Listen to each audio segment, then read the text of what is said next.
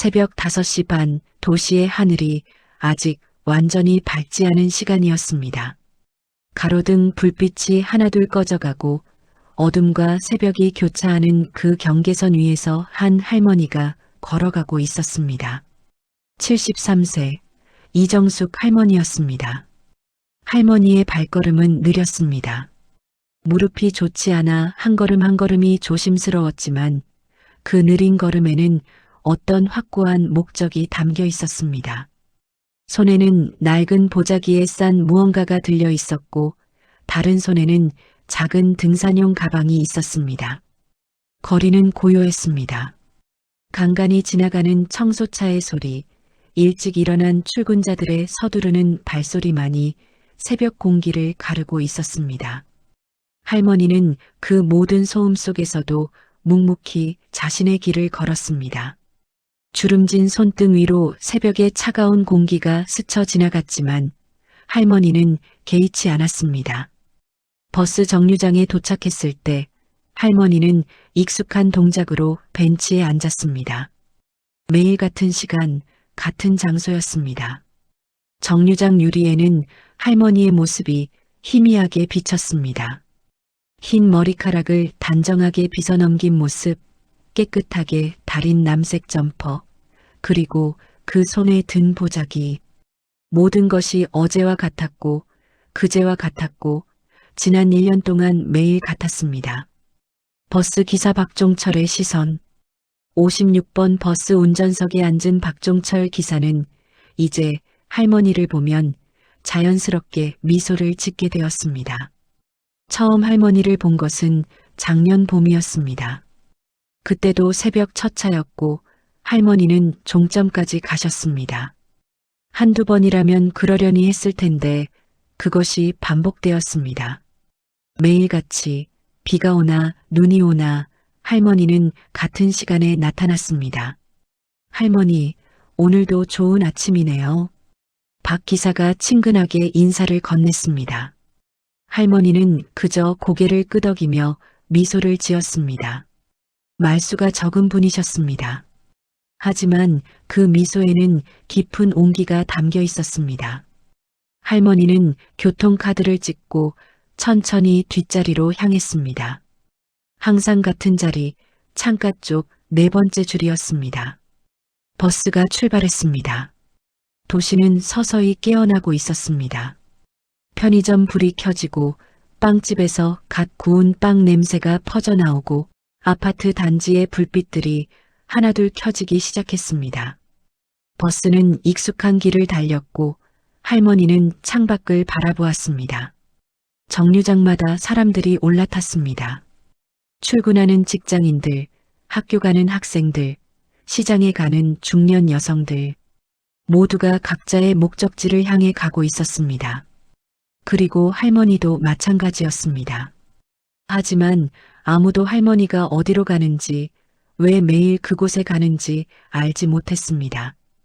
봄이 왔을 때 버스 창밖으로 벚꽃이 흩날렸습니다. 분홍빛 꽃잎들이 바람에 날려 유리창에 부딪혔다가 사라졌습니다. 할머니는 그 꽃잎들을 바라보며 무언가를 생각하는 듯 했습니다. 입가에는 희미한 미소가 번졌지만 동시에 눈가에는 촉촉한 무언가가 맺혔습니다. 여름이 왔을 때 뜨거운 햇살이 버스 안을 가득 채웠습니다. 에어컨이 돌아가고 있었지만 창가에 앉은 할머니의 얼굴에는 작은 땀방울이 맺혔습니다. 그래도 할머니는 매일 나타났습니다. 보자기 속 도시락이 상할까봐 아이스팩을 넣어오기 시작했고 박 기사는 그것을 보고 마음이 아팠습니다. 가을이 왔을 때 단풍잎들이 거리를 물들였습니다. 할머니의 점퍼도 남색에서 베이지색으로 바뀌었습니다.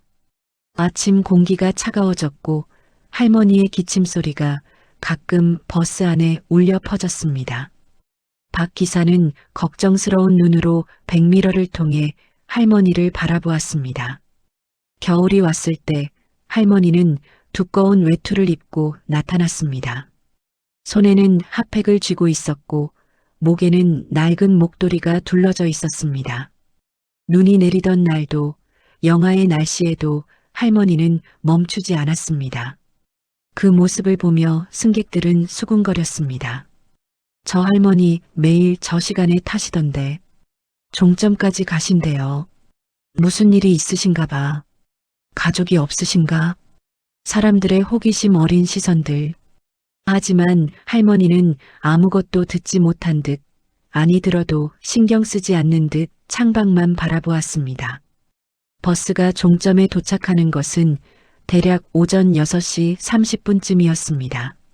차고지 근처에 한적한 곳, 주변에는 오래된 상가 건물 몇 개와 작은 공터가 있었습니다. 할머니는 다른 승객들이 모두 내린 후 천천히 일어났습니다. 조심히 가세요, 할머니. 박 기사의 인사에 할머니는 고개를 숙여 답했습니다. 그리고 계단을 조심스럽게 내려갔습니다. 버스에서 내린 할머니는 잠시 그 자리에 서서 주변을 둘러보았습니다. 마치 누군가를 기다리는 것처럼 아니면 무언가를 확인하는 것처럼. 박 기사는 차고지로 들어가기 전 잠시 백미러로 할머니의 뒷모습을 바라보았습니다. 할머니는 천천히 걸어가고 있었습니다. 공터 쪽으로, 낡은 나무 벤치가 있는 곳으로. 그곳에는 아주 오래된 벤치 하나가 외롭게 서 있었습니다. 페인트가 벗겨지고 나무가 갈라진 세월의 무게를 고스란히 품은 벤치였습니다. 할머니는 그 벤치에 앉았습니다. 그리고 보자기를 풀었습니다. 보자기 안에는 도시락이 들어 있었습니다. 투박한 스테인리스 도시락통이었습니다. 할머니는 그것을 조심스럽게 열었습니다. 김이 모락모락 피어올랐습니다. 따뜻하게 데워온 밥과 반찬들, 김치, 계란말이, 멸치볶음, 시금치나물. 간소하지만 정성스럽게 준비된 한 끼였습니다. 할머니는 도시락을 벤치 옆에 놓았습니다. 그리고 혼잣말처럼 중얼거렸습니다. 오늘은 당신이 좋아하던 계란말이를 했어요. 소금을 조금만 넣었죠. 당신 짜게 먹으면 혈압 오른다고 늘 걱정했잖아요. 바람이 불었습니다. 차가운 겨울 바람이었지만 할머니는 미소를 지었습니다. 마치 그 바람 속에서 누군가의 대답을 듣는 것처럼. 그날은 평범한 수요일 아침이었습니다. 이민지, 할머니의 외동딸은 회사로 향하던 길이었습니다. 48살 대기업 과장으로 일하며 바쁜 하루하루를 보내고 있었습니다. 남편과 대학생 아들 하나를 둔 평범한 가정의 엄마였습니다. 신호등 앞에서 잠시 멈췄을 때였습니다. 민지의 눈에 익숙한 뒷모습 하나가 들어왔습니다. 남색 점퍼를 입고 손에 보자기를 든 할머니. 그것은 분명 어머니였습니다. 어머니가 왜 여기에? 민지는 깜짝 놀랐습니다. 어머니는 집에서 멀지 않은 곳에 혼자 살고 계셨습니다. 아버지가 돌아가신 후 5년째 어머니는 혼자 작은 아파트를 지키고 계셨습니다. 민지는 일주일에 2~3번 들러 안부를 확인했고 주말에는 반찬을 해다 드렸습니다. 어머니는 건강하셨고 특별히 어디 나가실 일도 없다고 하셨습니다. 그런데 왜 어머니가 이 이른 시간에 집에서 한참 떨어진 이곳에 계신 걸까? 신호등이 바뀌었습니다. 민지는 핸들을 돌려 어머니를 따라갔습니다. 회사는 조금 늦어도 괜찮았습니다. 지금은 어머니가 더 중요했습니다. 어머니는 버스 정류장으로 향했습니다. 그리고 56번 버스를 탔습니다. 민지는 차를 세울 수 없어 그냥 지나쳤지만 어머니가 탄 버스 번호를 기억했습니다. 56번. 종점까지 가는 버스였습니다. 왜 종점까지? 거기엔 뭐가 있지? 민지의 마음속에 불안이 피어올랐습니다. 혹시 어머니가 아프신 건 아닐까? 병원에 가시는 걸까? 아니면 치매 초기 증상은 아닐까? 그날 저녁 민지는 어머니를 찾아갔습니다. 어머니는 평소와 다름없이 TV를 보고 계셨습니다. 저녁 뉴스 시간이었습니다. 엄마, 오늘 어디 다녀오셨어요? 민지가 조심스럽게 물었습니다. 어머니는 고개를 돌려 딸을 바라보았습니다. 응? 아니, 집에 있었지. 왜? 아침에 어디 나가시는 것 같던데요? 산책 좀 했어. 요즘 날씨가 좋잖니? 어머니의 대답은 짧았습니다. 그리고 다시 TV로 시선을 돌렸습니다. 민지는 더 이상 묻지 않았습니다. 하지만 마음속 불안은 가라앉지 않았습니다. 다음 날 민지는 일찍 일어났습니다. 회사에 연차를 냈습니다. 그리고 어머니 아파트 근처에서 기다렸습니다. 새벽 5시 반 어머니가 나타났습니다. 어제와 똑같은 모습이었습니다. 남색 점퍼, 보자기, 느린 걸음. 민지는 차 안에서 어머니를 지켜보았습니다. 어머니는 버스 정류장으로 갔고 56번 버스를 탔습니다. 민지도 조심스럽게 차를 몰아 버스를 따라갔습니다. 버스는 도시를 가로질러 달렸습니다. 40분쯤 걸렸을까 버스는 종점에 도착했습니다. 민지는 멀찌감치 떨어진 곳에 차를 세웠습니다. 그리고 어머니가 내리는 것을 지켜보았습니다. 어머니는 버스에서 내려 공터 쪽으로 걸어갔습니다. 그곳에는 낡은 벤치가 하나 있었습니다. 민지는 차에서 내려 조심스럽게 어머니를 따라갔습니다. 주변 건물 모퉁이에 숨어서 어머니를 바라보았습니다. 어머니는 벤치에 앉았습니다. 그리고 보자기를 풀었습니다. 도시락이 나왔습니다. 어머니는 도시락을 벤치 옆에 놓았습니다. 그리고 마치 누군가와 대화하듯 중얼거리기 시작했습니다. 민지는 그 모습을 보며 가슴이 철렁 내려앉았습니다. 어머니가 정말 치매에 걸리신 건가? 혼자 중얼거리고 도시락을 벤치 옆에 놓고 마치 누군가가 옆에 있는 것처럼 행동하는 어머니. 민지의 눈에는 눈물이 맺혔습니다. 민지는 주변을 둘러보았습니다. 근처에 작은 슈퍼마켓이 하나 있었습니다. 민지는 그곳으로 향했습니다. 가게 주인은 50대쯤 되어 보이는 남자였습니다. 저기 실례지만 여쭤볼 게 있는데요. 네, 말씀하세요. 혹시 저기 벤치에 앉아 계신 할머니 아세요? 자주 오시나요? 가게 주인은 창밖을 바라보았습니다. 그리고 고개를 끄덕였습니다. 아, 그분이요. 거의 매일 오세요. 1년 넘게 본 것 같은데요. 매일요? 정말요? 네. 처음엔 저도 신기해서 한번 말을 걸어봤어요. 그런데 별로 말씀을 안 하시더라고요. 그냥 미소만 지으시고 항상 그 벤치에 앉아서 도시락을 놓아두세요. 도시락을요? 네. 혼자 드시는 게 아니라 마치 누군가랑 나눠 먹는 것처럼요. 처음엔 좀 이상하다고 생각했는데 이제는 익숙해졌어요. 가끔 비 오는 날엔 우산을 갖다 드리기도 하고요. 민지는 가게 주인에게 감사 인사를 하고 밖으로 나왔습니다. 마음이 더욱 복잡해졌습니다. 1년이 넘게 매일같이? 왜? 무엇 때문에? 민지는 다시 어머니를 바라보았습니다. 어머니는 여전히 벤치에 앉아 있었습니다. 도시락을 바라보며 무언가 이야기하고 있었습니다. 바람이 불 때마다 어머니의 흰 머리카락이 흩날렸습니다. 과거의 기억들. 민지는 문득 아버지 생각이 났습니다. 이강수, 어머니의 남편이자 민지의 아버지였습니다.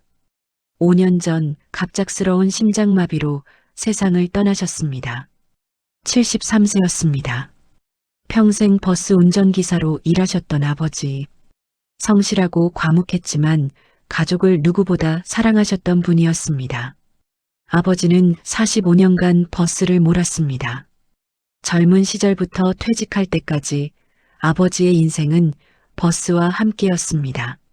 민지는 어릴 적 아버지 버스에 몰래 타본 기억이 있었습니다.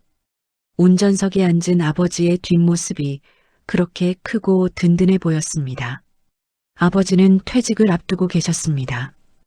딱 일주일 남았을 때였습니다. 회사에서는 작은 퇴직 파티를 준비하고 있었고 아버지는 그것을 무척 기대하고 계셨습니다. 하지만 그 파티는 열리지 못했습니다. 퇴직 전날 밤 아버지는 마지막 운행을 마치고 집에 돌아오셨습니다. 어머니는 아버지가 좋아하는 음식을 준비해 두셨습니다. 부부는 조용히 저녁을 드셨고 아버지는 내일이면 긴 운전 생활이 끝난다며 감회가 깊다고 말씀하셨습니다. 그날 밤 아버지는 잠결에 가슴을 움켜쥐셨습니다. 어머니가 깜짝 놀라 119에 전화했지만 병원에 도착했을 때는 이미 늦었습니다. 급성 심근경색이었습니다. 민지는 그때의 충격을 지금도 잊을 수 없었습니다. 어머니는 장례식 내내 울지 않으셨습니다. 그저 멍하니 앉아 계셨습니다. 장례를 치르고 사람들이 돌아가고 집이 다시 조용해졌을 때 어머니는 아버지의 운전모자를 꺼내 안고 하염없이 우셨습니다. 벤치의 의미, 민지는 문득 깨달았습니다. 이곳이 혹시 아버지와 관련된 곳은 아닐까? 민지는 핸드폰을 꺼내 검색을 시작했습니다. 56번 버스 노선도, 종점의 위치, 그리고 아버지가 마지막으로 근무했던 버스 회사의 차고지. 모든 것이 이 근처였습니다. 민지는 천천히 어머니에게 다가갔습니다. 어머니는 여전히 벤치에 앉아 계셨습니다. 민지의 발자국 소리를 듣고 어머니가 고개를 돌렸습니다. 그리고 깜짝 놀란 표정을 지었습니다. 민지야? 내가 왜 여기? 엄마. 민지는 어머니 옆에 앉았습니다. 어머니의 손은 차가웠습니다.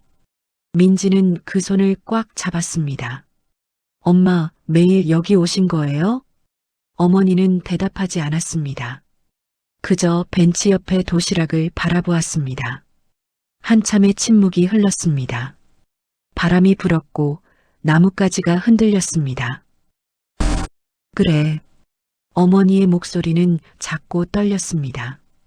매일 왔어. 1년 넘게. 왜요? 여기가 어떤 곳이기에? 어머니는 천천히 주변을 둘러보았습니다. 낡은 벤치, 작은 공터, 멀리 보이는 차고지.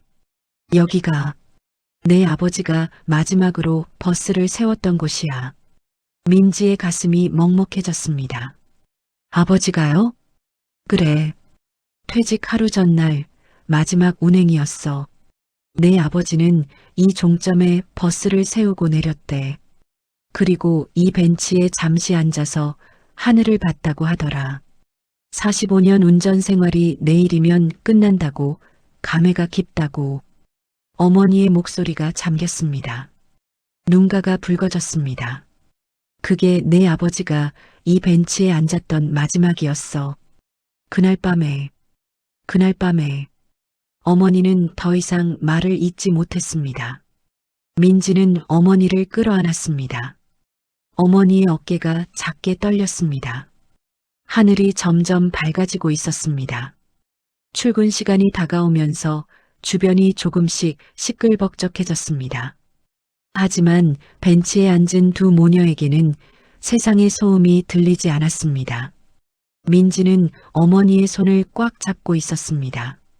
어머니의 손은 주름지고 거칠었습니다. 평생 가족을 위해 일하신 손이었습니다. 그 손이 얼마나 많은 것들을 만들고 씻고 쓰다듬고 보살폈을까? 엄마, 그래서 매일 여기 오신 거예요? 어머니는 고개를 끄덕였습니다. 처음에는 그냥 한번 와보고 싶었어. 내 아버지가 마지막으로 앉았던 이 벤치가 어떤 곳인지 보고 싶었지. 그래서 왔는데 어머니는 벤치의 나무 손잡이를 쓰다듬었습니다. 이상하게 발걸음이 떨어지지 않더라. 여기 앉아 있으면 내 아버지가 옆에 앉아 있는 것 같았어. 바람이 불 때마다 내 아버지 목소리가 들리는 것 같았고, 엄마, 사람들은 미쳤다고 생각하겠지.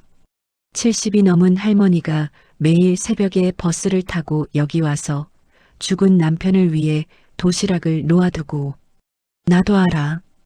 이게 말이 안 된다는 거. 하지만 어머니의 눈에서 눈물이 흘러내렸습니다. 하지만 난 이렇게라도 하지 않으면 못 견딜 것 같았어. 내 아버지와 45년을 함께 살았는데 하루아침에 보내버렸잖니.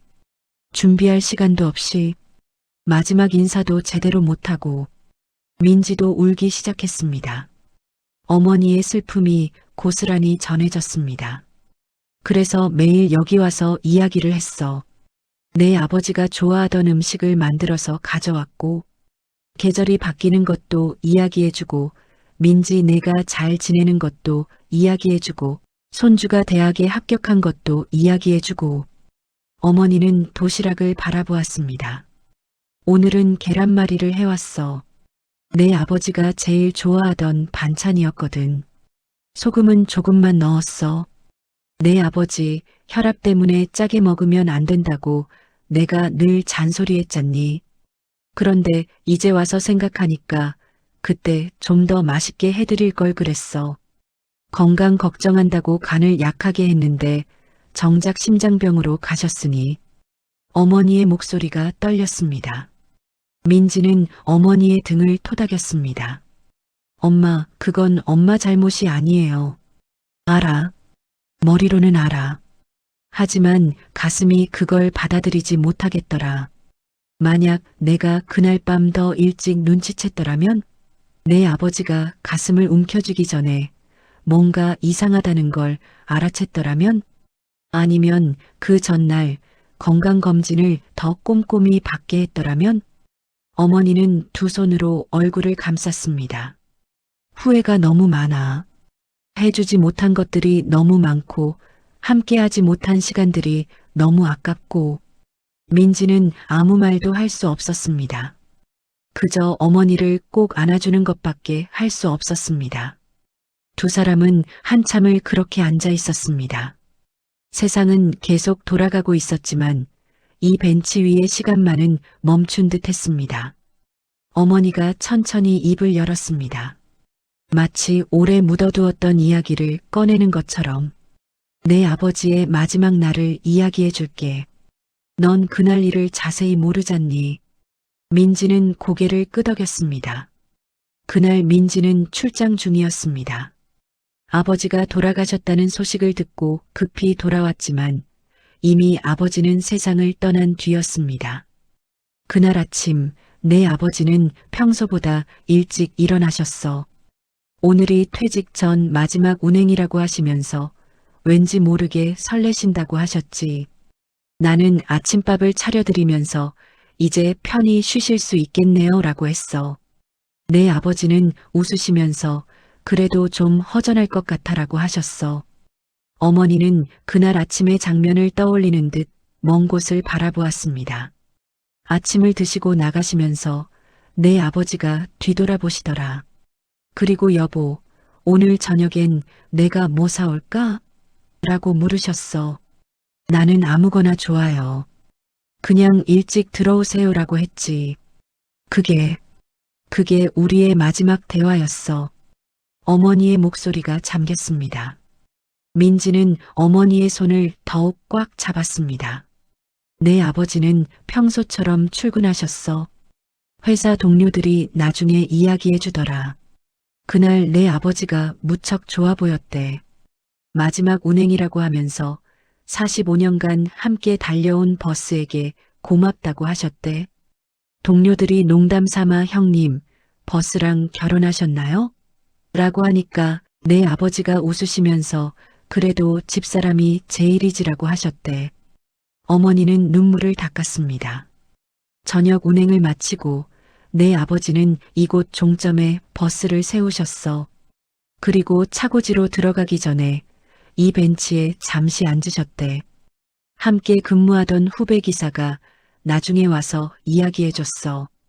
선배님이 벤치에 앉아서 하늘을 보고 계시더라. 뭐가 그렇게 좋으신지 계속 미소를 지으시더라고. 어머니는 벤치 등받이를 쓰다듬었습니다. 그게 내 아버지가 이 벤치에 마지막으로 앉은 순간이었어. 그리고 집에 돌아오셔서 그날 밤에 더 이상 말을 잇지 못했습니다. 민지는 어머니를 꼭 껴안았습니다. 한참을 울고 난 후 어머니가 도시락을 열었습니다. 아직도 따뜻한 김이 피어올랐습니다. 내 아버지는 도시락을 좋아하셨어. 회사 구내식당도 있었는데 늘 내가 싸준 도시락을 드셨지. 새벽 일찍 나가실 때도 야간 근무하실 때도 언제나 도시락을 싸드렸어. 어머니는 도시락 속 반찬들을 하나하나 가리켰습니다. 계란말이는 내 아버지가 제일 좋아하시던 반찬이었어. 내가 만든 계란말이가 세상에서 제일 맛있다고 하셨지. 김치는 국산 배추로 담근 거야. 내 아버지가 중국산은 싫다고 하셔서 매년 가을이면 배추를 사다가 김치를 담갔어. 멸치볶음은 내 아버지가 칼슘 보충하라고 자주 해드렸던 거고, 어머니의 손가락이 각각의 반찬 위를 지나갔습니다. 시금치나물은 내 아버지가 이거 먹으면 힘이 난다고 하시던 거야. 뽀빠이 만화 기억나니? 내 아버지가 그걸 좋아하셔서 나도 자주 해드렸지. 민지는 문득 어린 시절이 떠올랐습니다. 아버지가 운전을 마치고 돌아오시면 어머니가 항상 따뜻한 밥을 준비해 두셨습니다. 가족이 함께 둘러앉아 밥을 먹던 그 시간들. 아버지는 말수가 적으셨지만 어머니가 만든 음식을 드실 때면 항상 행복한 표정을 지으셨습니다. 엄마가 매일 이렇게 도시락을 싸오신 거예요? 그래. 처음에는 간단하게 김밥만 싸왔어. 그런데 점점 더 정성을 들이게 되더라. 내 아버지가 좋아하시던 반찬들을 하나씩 만들어서 가져오고. 이상하지? 이미 돌아가신 분인데. 아니에요, 엄마. 전혀 이상하지 않아요. 민지는 어머니의 손을 잡았습니다. 엄마의 사랑이에요. 그게 이런 방식으로 표현되는 거잖아요. 그때 누군가 다가오는 발소리가 들렸습니다. 두 사람이 고개를 돌리자 56번 버스를 운전하던 박 기사가 서 있었습니다. 죄송합니다. 방해하려던 건 아닌데. 박 기사는 조심스럽게 말했습니다. 어머니는 눈물을 닦으며 미소를 지었습니다. 아니에요, 기사님. 항상 감사했습니다. 박 기사는 민지를 보며 고개를 끄덕였습니다. 할머니의 따님이신가 보네요.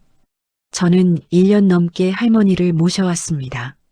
처음에는 그저 매일 오시는 승객이라고만 생각했는데 시간이 지나면서 뭔가 특별한 이유가 있으시다는 걸 알게 됐죠.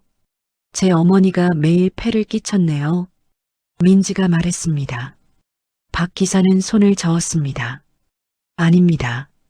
오히려 저에게 큰 가르침을 주셨습니다. 박 기사는 벤치를 바라보았습니다. 저도 버스 운전을 한 지 20년이 됐습니다. 처음에는 그저 직업이었죠. 하지만 할머니를 보면서 생각했습니다. 이 일이 누군가에게는 인생 전체일 수도 있겠구나. 할머니의 남편분처럼 45년을 버스와 함께 하신 분들이 있구나. 박 기사의 목소리가 조용했습니다. 그 후로는 운전을 할 때마다 더 조심하게 됐습니다. 승객 한 분 한 분을 더 소중히 모시게 됐고요.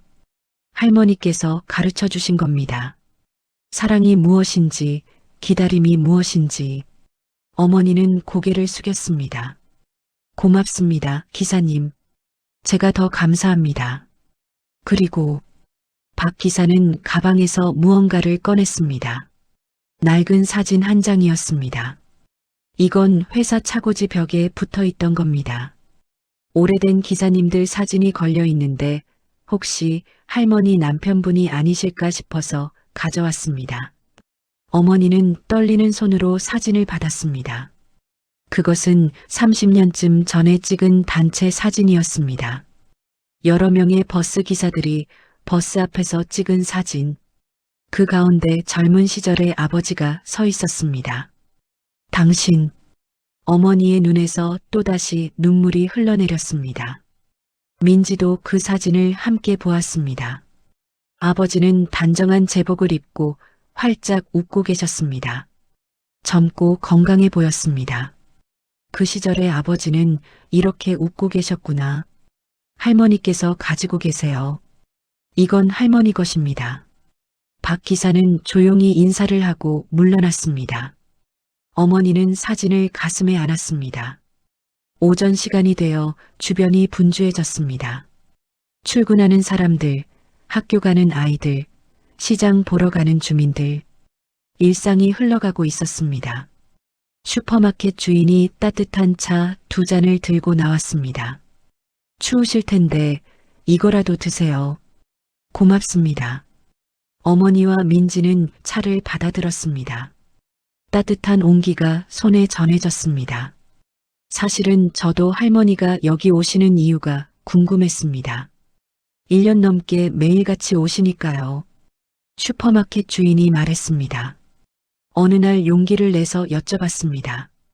할머니는 처음에는 말씀을 안 하시다가 몇 달 후에 조금씩 이야기해 주시더라고요. 남편분이 버스 기사셨고 이곳이 마지막으로 근무하신 곳이라고. 주인은 벤치를 바라보았습니다. 그 이야기를 듣고 가슴이 먹먹해졌습니다. 저도 아내를 잃었거든요. 5년 전에 암으로. 그래서 할머니 마음이 조금은 이해가 됐습니다. 사랑하는 사람을 잃는다는 게 얼마나 힘든 일인지. 슈퍼마켓 주인의 눈가가 붉어졌습니다. 그 후로는 제가 할 수 있는 작은 것들을 해드렸습니다. 비 오는 날 우산 빌려드리고 추운 날 따뜻한 차 갖다 드리고 별것 아닌 거지만 그래도 조금이나마 도움이 됐으면 싶었습니다. 어머니는 고개를 숙였습니다. 정말 감사합니다. 제가 혼자 외로울 때 주변 분들의 작은 친절이 큰 위로가 됐습니다. 민지는 차를 마시며 생각에 잠겼습니다. 어머니가 매일 이곳에 오신 1년의 시간. 민지는 그 시간 동안 무엇을 했을까? 일주일에 2~3번 들러 안부를 묻고 반찬을 해다 드리고 병원 모시고 가고 그게 전부였습니다. 어머니가 이렇게 깊은 슬픔 속에서 살고 계신 줄 몰랐습니다. 아니, 알고 있었지만 외면했는지도 모릅니다. 어머니가 괜찮다고 하시니까 정말 괜찮은 줄 알았습니다. 하지만 어머니는 괜찮지 않았습니다. 매일 새벽에 일어나 버스를 타고 이곳까지 와서 돌아가신 남편을 기다리고 계셨습니다. 민지는 자신이 부끄러웠습니다. 딸로서 무엇을 했는가? 어머니의 진짜 마음을 알려고 노력이나 했는가? 엄마 미안해요. 민지가 말했습니다. 엄마가 이렇게 힘드신 줄 몰랐어요. 아니, 알려고 하지 않았던 것 같아요. 어머니는 고개를 저었습니다. 내 잘못이 아니야. 나도 말하지 않았으니까. 걱정시키고 싶지 않았어. 넌 내일도 바쁘고 집안 살림에 애들 키우느라 바쁜데 엄마 슬픔까지 떠안게 하고 싶지 않았어. 하지만 엄마, 저는 엄마의 딸이잖아요.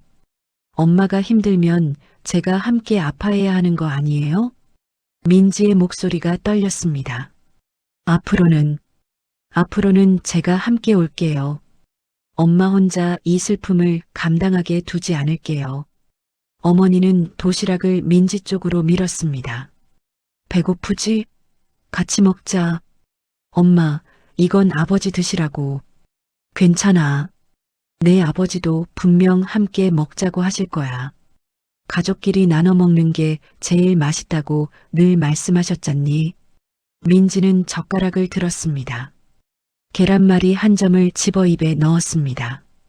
짭짤하면서도 부드러운 맛이었습니다. 어렸을 적 먹던 그 맛 그대로였습니다.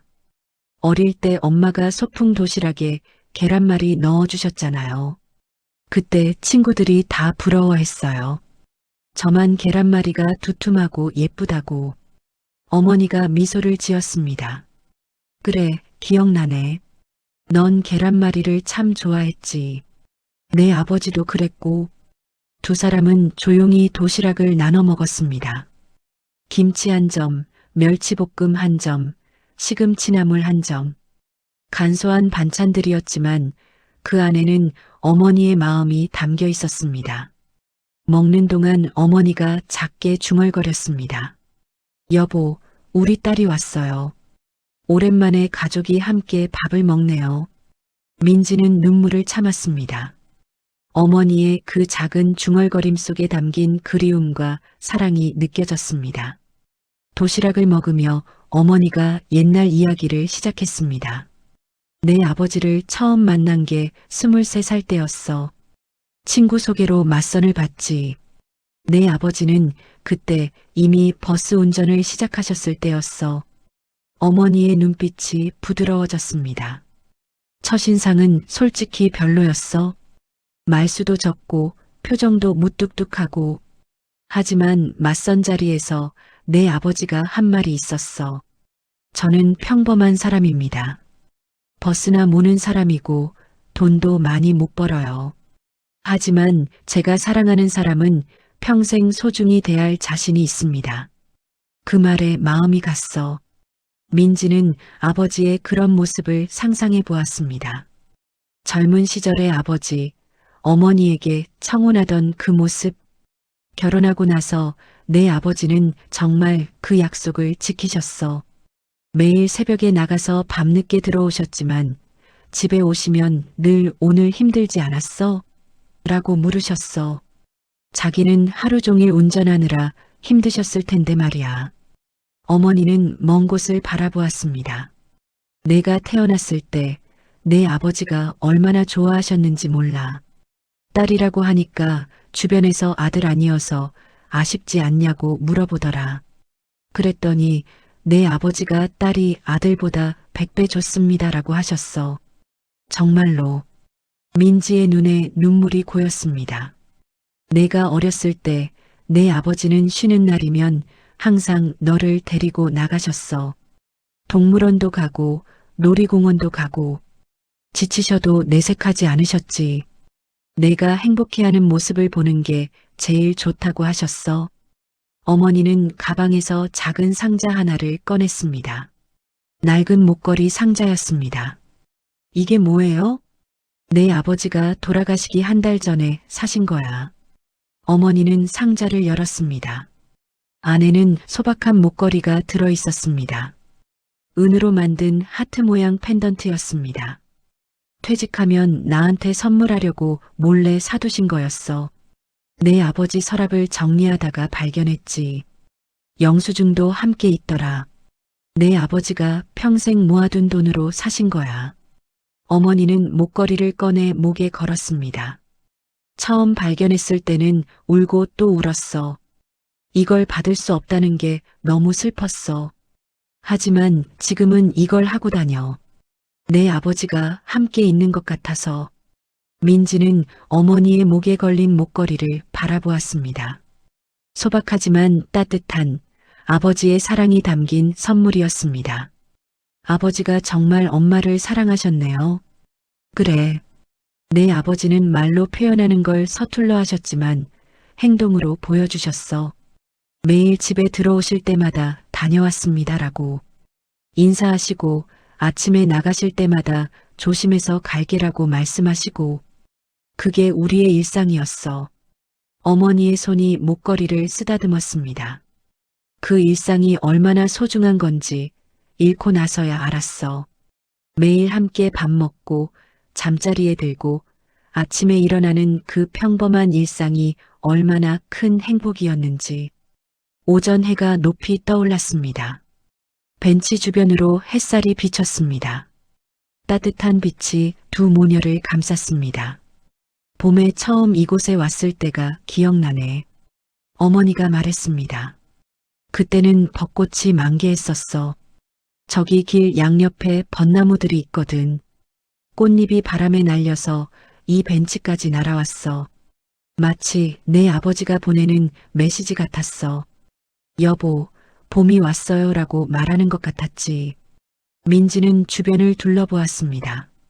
지금은 늦가을이라 나무들이 앙상했지만 봄이 오면 분명 아름다울 것 같았습니다. 여름에는 더웠어. 정말 더웠지. 하지만 그래도 왔어. 내 아버지도 더운 여름에 버스를 모셨을 텐데 나라고 더위를 못 이기겠어? 그런 생각으로 버텼지. 어머니는 미소를 지었습니다. 가을에는 단풍이 예뻤어. 내 아버지가 가을을 좋아하셨거든. 선선한 날씨에 운전하기 좋다고 하셨어. 그래서 가을이 오면 더 자주 이곳에 왔어. 내 아버지도 분명 이 단풍을 보고 싶어 하실 거라고 생각하면서. 겨울은요? 겨울이 제일 힘들었어. 추웠고 눈도 많이 왔어. 한 번은 폭설이 내려서 버스가 운행을 안 할 뻔했어. 그래도 간신히 왔지. 내 아버지가 눈 오는 날도 운전하셨는데 나라고 못 올 게 뭐 있어? 어머니의 목소리에는 자부심이 담겨 있었습니다. 처음에는 사람들이 이상하게 봤어. 어머니가 솔직하게 말했습니다. 혼자 중얼거리고 빈 벤치에 도시락을 놓아두고 미친 할머니라고 생각했겠지. 어떤 사람은 대놓고 수군거리기도 했어. 그때 기분이 어떠셨어요?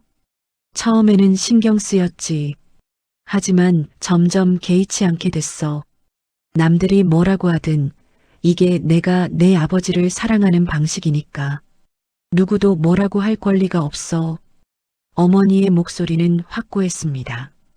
다음 주 토요일 가족 모두가 일찍 일어났습니다. 새벽 5시, 아직 하늘이 어두운 시간이었습니다. 민지는 부엌에서 도시락을 준비했습니다. 어머니가 늘 만드시던 반찬들을 똑같이 준비했습니다. 계란말이, 김치, 멸치볶음, 시금치나물. 준호는 처음으로 이렇게 일찍 일어났다며 투덜거렸지만 곧 씻고 옷을 갈아입었습니다. 재우는 차를 준비했습니다. 5시 반 어머니 집 앞에 도착했습니다. 어머니는 이미 준비를 마치고 기다리고 계셨습니다. 평소와 똑같은 남색 점퍼에 보자기를 들고 계셨습니다. 어머님 타세요. 재훈이 차 문을 열어드렸습니다. 어머니는 뒷좌석에 탔고 준호가 옆에 앉았습니다. 민지는 조수석에 앉았습니다. 차는 조용히 출발했습니다. 도시는 아직 잠들어 있었습니다. 가로등 불빛만이 거리를 밝히고 있었습니다. 할머니 매일 이 시간에 혼자 오셨어요? 준호가 물었습니다. 그래. 버스로. 대단하세요. 저는 이 시간에 일어나는 것도 힘든데 사랑하는 사람을 만나러 가는 길은 안 힘들어. 할머니의 대답에 차 안이 조용해졌습니다. 40분쯤 걸려 종점에 도착했습니다. 차에서 내리자 차가운 새벽 공기가 얼굴을 스쳤습니다. 어머니는 익숙한 발걸음으로 벤치를 향했습니다. 가족들이 그 뒤를 따랐습니다. 벤치에 도착했을 때 어머니는 잠시 멈춰 섰습니다. 그리고 벤치를 쓰다듬었습니다. 여보, 오늘은 우리 가족이 다 왔어요. 민지랑 사위, 그리고 손주 준호까지. 어머니의 목소리는 떨렸습니다. 민지는 어머니 옆에 섰습니다. 재훈과 준호도 함께 섰습니다. 아버지, 저예요. 민지예요. 오랜만이죠? 아버지 보고 싶었어요. 민지의 목소리도 떨렸습니다. 장인어른 사위 재훈입니다. 항상 감사했습니다. 장인어른 덕분에 좋은 아내를 만났습니다. 재훈이 깊게 고개를 숙였습니다. 할아버지, 저 준호예요. 할아버지 기억나세요? 제가 어렸을 때 많이 안아주셨잖아요. 할머니한테 들었어요. 할아버지가 정말 멋진 분이셨다고. 저도 할아버지처럼 되고 싶어요. 준호의 눈에 눈물이 맺혔습니다. 네 사람은 벤치 주변에 서서 한참을 조용히 서 있었습니다. 바람이 불었습니다. 마치 누군가가 대답하는 것처럼. 어머니가 보자기를 풀었습니다. 민지가 준비한 도시락이 나왔습니다. 어머니는 그것을 벤치 위에 놓았습니다. 그리고 가족들도 함께 앉았습니다. 같이 먹자. 어머니가 말했습니다. 민지는 도시락을 열었습니다. 따뜻한 김이 피어올랐습니다. 네 사람은 젓가락을 들었습니다. 아버지도 함께 드세요. 민지가 말했습니다. 그리고 계란말이 한 점을 벤치 옆에 놓았습니다. 준호도 멸치볶음 몇 개를 놓았습니다. 재훈도 김치 한 점을 놓았습니다. 가족들은 조용히 아침을 먹었습니다. 말은 없었지만 서로의 마음이 통하는 것 같았습니다. 돌아가신 할아버지, 아버지, 장인어른을 함께 그리워하는 마음이 하나가 되었습니다. 식사를 마치고 어머니가 입을 열었습니다. 내 할아버지 이야기를 해줄까? 네, 할머니. 듣고 싶어요. 준호가 대답했습니다. 내 할아버지는 19살에 버스 회사에 들어가셨어. 그때는 조수로 시작하셨지. 운전기사님 옆에서 표를 끊고 승객들을 안내하는 일을 하셨어. 어머니는 옛날을 떠올리는 표정이었습니다. 25살에 운전면허를 따시고 정식 운전기사가 되셨지. 그때가 얼마나 기쁘셨는지 몰라. 집에 오셔서 나한테 여보, 나 이제 기사야. 하시면서 웃으시던 모습이 아직도 생생해. 할아버지가 자랑스러워 하셨나 봐요. 민지가 말했습니다. 그럼 내 할아버지는 그 일을 정말 자랑스러워 하셨어. 나는 사람들을 안전하게 목적지까지 모시는 일을 한다. 이게 얼마나 중요한 일인데라고 하시곤 했지. 어머니는 미소를 지었습니다. 한 번은 임신한 여자분이 버스에서 진통을 시작했대. 내 할아버지가 급히 병원으로 달려가서 무사히 출산을 하게 도와드렸지. 나중에 그 가족이 찾아와서 고맙다고 인사하고 갔어. 내 할아버지가 얼마나 뿌듯해 하셨는지 몰라. 멋있네요, 할아버지. 준호의 눈이 반짝였습니다. 또 한 번은 어떤 할머니가 지갑을 잃어버리셨대. 버스비가 없다고 우시더래. 내 할아버지는 그냥 탓이라고 하셨어. 그리고 몇 정거장을 더 가서 할머니 집 근처까지 모셨다더라. 규정 위반이었지만 내 할아버지는 사람이 먼저라고 하셨어. 준호는 할아버지의 이야기를 들으며 고개를 끄덕였습니다. 할아버지는 정말 따뜻한 분이셨네요. 그래. 내 할아버지는 늘 말씀하셨어. 버스는 사람을 싣고 가는 게 아니라 사람의 하루를 싣고 가는 거야라고. 출근하는 사람, 병원 가는 사람, 사랑하는 사람, 만나러 가는 사람. 모두 각자의 이야기를 가지고 있다고 하셨지. 어머니의 목소리는 자랑스러움으로 가득했습니다. 한 번은 늦은 밤 운행 중에 술 취한 아저씨가 시비를 거셨대. 다른 승객들이 무서워했는데 내 할아버지는 침착하게 대처하셨어. 아저씨, 힘든 일 있으셨나 봐요. 제가 이야기 들어드릴게요 하시면서 결국 그 아저씨는 진정하고 조용히 내리셨대. 재훈이 감탄하며 말했습니다. 장인어른은 정말 대단한 분이셨네요. 저도 그런 인내심을 배워야겠어요. 그때 슈퍼마켓 주인이 따뜻한 커피를 들고 나타났습니다. 오늘은 가족분들이 함께 오셨네요. 반갑습니다. 감사합니다. 항상 저희 어머니를 챙겨주셔서. 민지가 일어나 인사했습니다. 아닙니다. 할머니께서 제게도 많은 걸 가르쳐 주셨어요. 슈퍼마켓 주인은 잠시 망설이다 말을 이었습니다. 사실 이 동네 사람들이 다 알고 있습니다. 할머니의 이야기를요. 처음에는 다들 궁금해했죠. 하지만 이제는 모두가 할머니를 응원하고 있어요. 정말요? 네. 저기 빵집 아주머니, 경비 아저씨, 버스 기사님들 모두 할머니를 지켜보고 있습니다. 어떤 분은 진짜 사랑이 뭔지 배웠다고 하시더라고요. 어머니는 고개를 숙였습니다. 부끄러움과 감사함이 뒤섞인 표정이었습니다. 저는 그저 당연한 일을 했을 뿐인데요. 아닙니다. 요즘 세상에서 할머니 같은 사랑은 쉽게 볼 수 없습니다. 할머니는 우리 모두에게 사랑이 무엇인지 보여주셨어요. 오전 9시쯤 56번 버스가 종점에 도착했습니다. 박종철 기사가 내렸습니다. 그는 가족이 함께 있는 것을 보고 조심스럽게 다가왔습니다. 할머니, 가족분들과 함께 계시네요. 기사님, 오늘도 수고하셨어요. 박 기사는 가족들에게 인사를 했습니다. 저는 박종철입니다. 할머니를 1년 넘게 모셔왔습니다. 감사합니다. 어머니가 항상 기사님 이야기를 하셨어요. 민지가 말했습니다. 박 기사는 잠시 망설이다 입을 열었습니다. 사실 제가 할머니께 고백할 게 있습니다. 모두가 박 기사를 바라보았습니다. 저도 작년에 아내를 잃었습니다. 교통사고였어요. 박 기사의 목소리가 떨렸습니다. 그 후로 운전이 무서웠습니다. 매일 핸들을 잡는 게 고통이었어요. 그만두고 싶었습니다. 하지만 그는 어머니를 바라보았습니다. 할머니를 보면서 버텼습니다.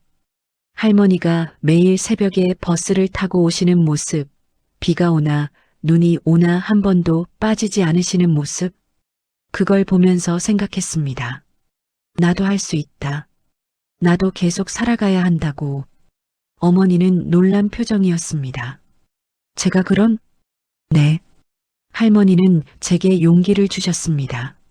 사랑하는 사람을 잃어도 삶은 계속된다는 것을, 그 사랑을 가슴에 품고 살아갈 수 있다는 것을 보여주셨어요. 박 기사는 깊게 고개를 숙였습니다. 정말 감사합니다, 할머니. 시간이 흘렀습니다. 겨울이 지나고 봄이 왔습니다. 종점 주변의 벚나무들이 꽃을 피웠습니다. 분홍빛 꽃잎들이 바람에 날려 벤치 위로 떨어졌습니다. 가족들은 매주 토요일마다 이곳을 찾았습니다. 처음에는 4명이었지만 점점 더 많은 사람들이 함께하기 시작했습니다. 민지의 친구들, 어머니의 지인들, 동네 이웃들. 어느 토요일 아침 15명 정도가 벤치 주변에 모였습니다. 모두 도시락을 들고 왔습니다. 함께 앉아 아침을 먹으며 이야기를 나누었습니다. 이게 무슨 소풍도 아니고. 어머니는 민망해 하셨지만 얼굴에는 미소가 가득했습니다. 할머니, 우리 모두 함께 할아버지를 만나러 온 거예요. 준호가 말했습니다. 다른 사람들도 고개를 끄덕였습니다. 어느 날 버스 회사 사장이 찾아왔습니다.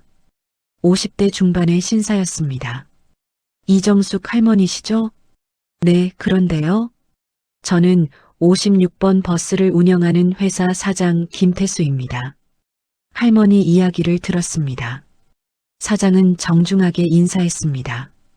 할머니 남편분이 우리 회사에서 45년간 근무하셨다고요. 저도 신입 시절에 뵌 적이 있습니다. 정말 훌륭한 분이셨습니다. 어머니는 놀라며 물었습니다. 그러셨나요? 네. 그래서 제안이 있습니다. 저희가 이 벤치를 새로 만들어 드리고 싶습니다. 그리고 작은 표지판을 세우려고 합니다. 버스 기사 이강수를 기억하며라고요. 민지가 어머니를 바라보았습니다. 어머니의 눈에 눈물이 고였습니다. 정말 그렇게 해주시겠어요? 물론입니다. 그리고 할머니께서 원하신다면 남편분의 이름으로 장학금도 만들고 싶습니다. 버스 운전을 배우고 싶어하는 젊은이들을 위해서요. 어머니는 아무 말도 할 수 없었습니다. 그저 눈물만 흘렀습니다. 한 달 후 새 벤치가 설치되었습니다. 튼튼한 원목으로 만든 아름다운 벤치였습니다. 등받이에는 작은 명판이 붙어 있었습니다. 버스 기사 이강수 1952-2020를 기억하며 45년간 이 도시의 시민들을 안전하게 모셨습니다. 그의 사랑과 헌신을 기억합니다. 제막식 날 많은 사람들이 모였습니다. 버스 회사 직원들, 동료 기사들, 동네 주민들, 그리고 가족들. 어머니는 새 벤치에 앉았습니다. 손으로 나무 표면을 천천히 쓰다듬었습니다. 여보, 당신을 위한 벤치가 생겼어요. 이제 더 편하게 앉을 수 있겠어요. 주변 사람들은 조용히 지켜보았습니다. 누군가 꽃다발을 벤치 옆에 놓았습니다. 또 누군가는 초를 켰습니다. 박종철 기사가 앞으로 나왔습니다. 저는 이강수 선배님을 직접 뵌 적은 없습니다. 하지만 할머니를 통해서 선배님이 어떤 분이셨는지 알게 됐습니다. 저도 여기 계신 모든 기사들도 선배님처럼 되기 위해 노력하겠습니다. 다른 기사들도 고개를 숙여 묵념했습니다. 그날 밤 집으로 돌아온 어머니는 민지를 불렀습니다. 민지야. 네, 엄마. 엄마가 결심한 게 있어. 어머니의 목소리는 차분했습니다. 이제 매일은 안 갈 거야. 민지는 놀랐습니다. 왜요? 갑자기. 아니야. 갑자기가 아니야. 오래 생각했어. 어머니는 창밖을 바라보았습니다. 1년 넘게 매일 그곳에 갔어. 내 아버지를 기다렸지. 하지만 이제는 깨달았어. 내 아버지는 그 벤치에만 있는 게 아니라는 걸. 무슨 뜻이에요? 내 아버지는 여기 있어. 내 가슴 속에, 우리 집 곳곳에, 너의 기억 속에, 준호의 웃음 속에, 어디에나 계셔. 어머니는 미소를 지었습니다. 매일 그곳에 가는 게 사랑이라고 생각했어. 하지만 진짜 사랑은 내 아버지가 원하시던 대로 사는 거더라. 건강하게 살고, 웃으며 살고, 가족들과 행복하게 사는 거. 민지는 어머니의 손을 잡았습니다. 하지만 가끔은 갈 거야. 일주일에 한두 번 내 아버지한테 안부 전하러. 그리고 새로 만든 벤치를 돌보러. 그걸로 충분해. 엄마, 나 이제 괜찮아. 정말로. 어머니의 눈빛은 맑았습니다.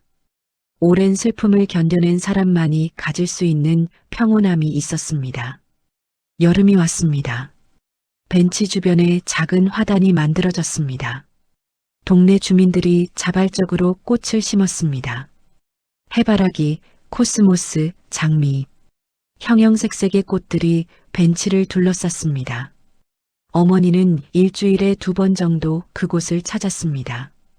혼자 올 때도 있었고 가족과 함께 올 때도 있었습니다. 더 이상 새벽이 아니라 오전 시간에, 더 이상 무거운 마음이 아니라 가벼운 발걸음으로 어느 토요일 오후 한 젊은 부부가 벤치 앞에 섰습니다. 남자는 버스 기사 제복을 입고 있었습니다. 여보, 여기 봐. 45년간 버스를 모신 분이래. 정말 대단하다. 나도 저렇게 될 수 있을까? 당연하지. 당신이라면 할 수 있어. 여자가 남자의 손을 잡았습니다. 두 사람은 벤치에 앉아 도시락을 먹었습니다.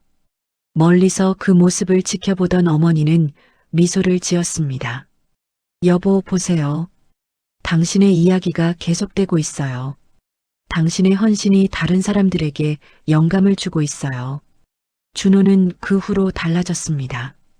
대학에서 교통공학을 전공하기로 결심했습니다. 할머니, 저 나중에 버스 시스템을 개선하는 일을 하고 싶어요.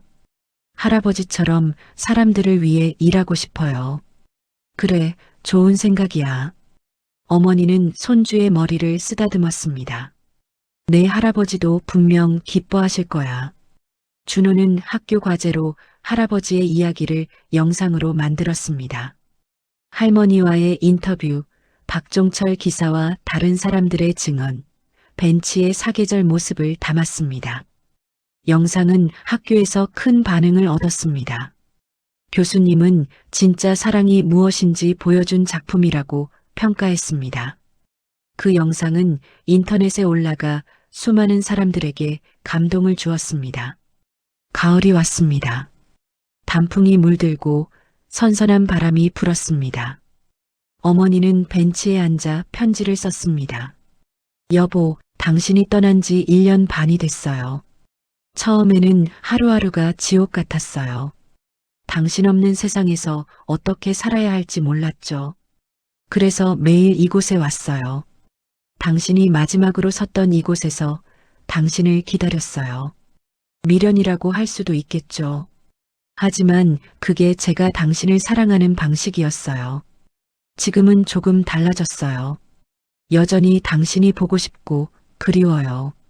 하지만 이제는 알아요. 당신이 원하시는 건 제가 슬퍼하는 게 아니라 행복하게 사는 거라는 걸. 우리 딸 민지가 정말 잘 커졌어요. 효자예요. 사위도 좋은 사람이고 손주 준호는 당신을 닮아서 착하고 똑똑해요.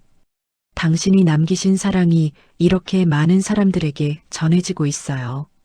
버스 기사님들, 동네 사람들, 심지어 모르는 사람들까지 모두 당신의 이야기를 듣고 감동받았어요.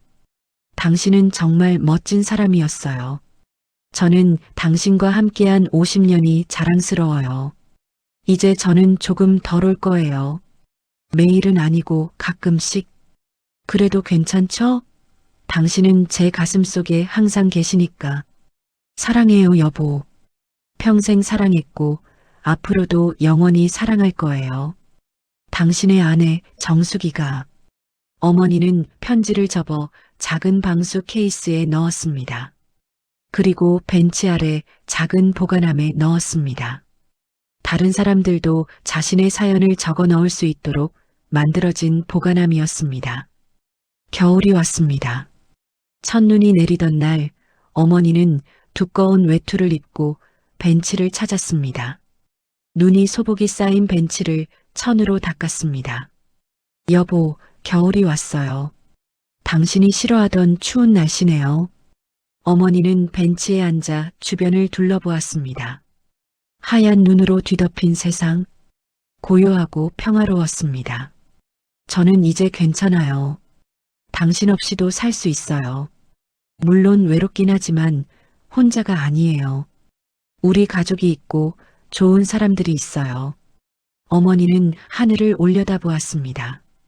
그곳에서 편히 쉬세요. 저는 여기서 잘 살게요. 당신이 자랑스러워할 수 있게. 눈발이 어머니의 얼굴에 살며시 내려앉았습니다.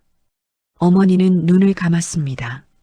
마치 누군가의 입맞춤처럼 느껴졌습니다. 겨울이 지나고 또다시 봄이 왔습니다. 벤치 주변의 벚나무들이 다시 꽃을 피웠습니다. 핑크빛 꽃잎들이 바람에 날려 벤치 위로 떨어졌습니다. 어머니는 이제 일주일에 한 번 정도만 그곳을 찾았습니다. 토요일 오전 가족들과 함께 도시락을 싸서 가서 벤치에 앉아 함께 먹었습니다. 웃으며 이야기를 나누었습니다. 5년이 흘렀습니다. 벤치는 여전히 그 자리에 있었습니다. 더 많은 꽃들이 심어졌고 작은 파고라도 세워졌습니다.